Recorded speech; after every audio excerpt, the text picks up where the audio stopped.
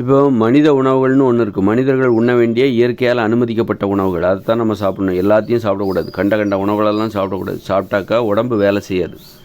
உடம்பு வேலை செய்ய இப்போ பெட்ரோல் வண்டியில் பெட்ரோல் தான் போடணும். இப்போ பைக் இருக்குது, அதில் பெட்ரோல் போடணுன்னா பெட்ரோல் போட்டால் தான் அந்த பைக் ஒழுங்காக வேலை செய்யும். டீசல் போட்டால் அந்த வண்டி ஓடுமா? டீசல் போட்டு வண்டி ஓடுறதுல டீசல் தான் போடணும். அதில் பெட்ரோல் போட்டால் ஓடுமா? ஓடாது.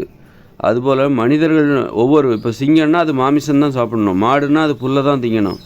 மனுஷங்கன்னா அவங்களுக்கு என்ன சாப்பிடணும்னு விதிமுறை இருக்குது.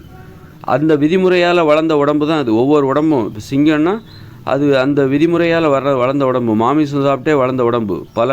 பல லட்சக்கணக்கான வருஷமாக அது மாமிசம் சாப்பிட்டே அந்த உடம்பு அப்படித்தான் வளர்ந்துருக்கு. அப்போ நம்ம திடீர்னால இப்போ மனுஷங்களை ஆகிட்டோம்னு கண்ட உணவையும் சாப்பிட்டிங்கன்னா நம்ம உடம்பு வேலை செய்யாது, ஒழுங்காக வேலை செய்யாது.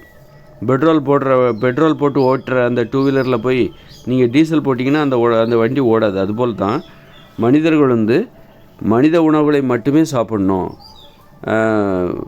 இந்த மாதிரி கண்ட உணவுகளை சாப்பிடக்கூடாது. மாமிசத்தெல்லாம் சாப்பிடக்கூடாது. மாமிசம் சாப்பிட்றதுங்கிறது எப்படின்னா, ஒரு பெட்ரோல் வண்டியில் போய் டீசல் போட்டிங்கன்னா எப்படி இருக்கும்? அந்த வண்டி ஒழுங்காக வேலை செய்யாது. மண்ணெண்ணெய் போட்டு ஓட்டுவாங்க சிலர். அப்புறம் இன்ஜின் சீஸ் ஆயிரும். மண்ணெண்ணெய் போட்டு ஓடும் வண்டி. ஆனால் என்ன ஆகும்னா கொஞ்ச நேரம் தான் ஓடும். கொஞ்ச நாள் 1-2 நாள் ஓடும். அப்புறம் இன்ஜின் சீஸ் ஆயிரும். அதுபோல தான் மனிதர்கள்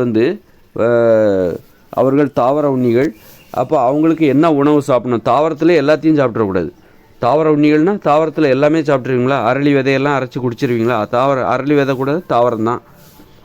கஞ்சாங்கிறது ஒரு போதை, அப்புறம் அதை சாப்பிட்ருவீங்களா? அப்போ அபின்ங்கிறது கூட ஒரு தாவரம் தான், போதை. தாவரம்னாலே அதில் என்ன இருக்குது? தாவரம்னா அதில் நல்லது கெட்டது எல்லாமே இருக்குது. அதனால் தாவரம்னாலே எல்லாமே சாப்பிட்றாதீங்க. அப்போ தாவரம்னா எது சாப்பிடணும், எது சாப்பிடக்கூடாது? தாவரத்தில் எல்லாமே இருக்குது. விஷமும் இருக்குது, உணவும் இருக்குது.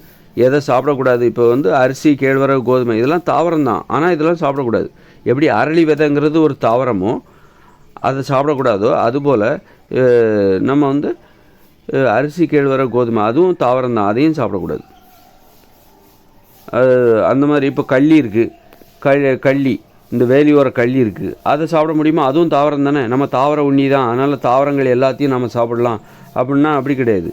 அந்த மாதிரி சாப்பிட முடியாது, சாப்பிடவும் கூடாது. அதுபோல் தான் சாப்பிட்டா என்னாகும்? உடம்பு வேலை செய்யாது, உடம்பு செத்து போயிடுவோம். நீங்கள் அரளி விதையை அரைச்சி குடிச்சிங்கன்னா செத்து போயிடுவோம். அதுவும் தாவரம் தான். நம்ம தாவர உண்ணி தானே, சாப்பிட வேண்டியது தானே. அதுபோல் தான் அரிசி, கேழ்வரகு, கோதுமை இருக்குல்ல, அதுவும் தாவரம் தாங்கிறதுக்காக நீங்கள் சாப்பிட்றக்கூடாது. நம்ம தாவர உண்ணி அப்போ சைவம் தான் அது அப்படின்னு சொல்லிட்டு அதை சாப்பிட்றக்கூடாது. சிலது சுவையாக இருக்கும், அதனாலே அதை சாப்பிட்றக்கூடாது. சுவையாக இருக்குங்கிறதுனாலே அதை சாப்பிட்றக்கூடாது. ரொம்ப சுவையாக இருக்குது அப்படிங்கிறக்காகவே அதை சாப்பிட்றக்கூடாது. நமக்கு தீங்கானது ரொம்ப சுவையாகவும் இருக்கும். இது எந்த அளவுக்கு பாருங்கள். அப்போது நம்ம எந்த அளவுக்கு விழிப்பாக இருக்கோம் பாருங்கள். இப்போது சிங்கம், புலிலாம் இருக்குது.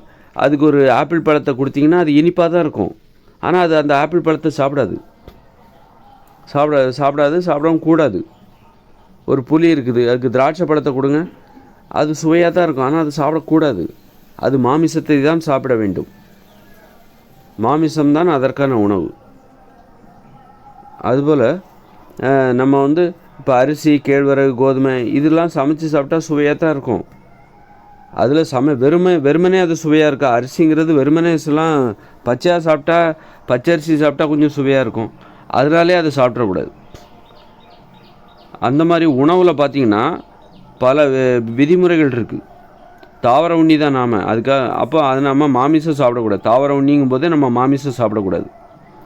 ஏன்னா நம்ம தாவர உண்ணின்னா என்னது? நல்ல நம்ம தாடைகள் பக்கவாட்டில் அசையும். நம்ம ஒரு பழத்தை கடித்து சாப்பிடுவோம், ஒரு காய்கறியை கடித்து மென்று அரைச்சி கூழாக மாற்றி தான் விழுங்குகிறோம். நம்ம மாமிசத்தை சாப்பிட்றோம் அப்படின்னா பச்சையாக சாப்பிட முடியுமா?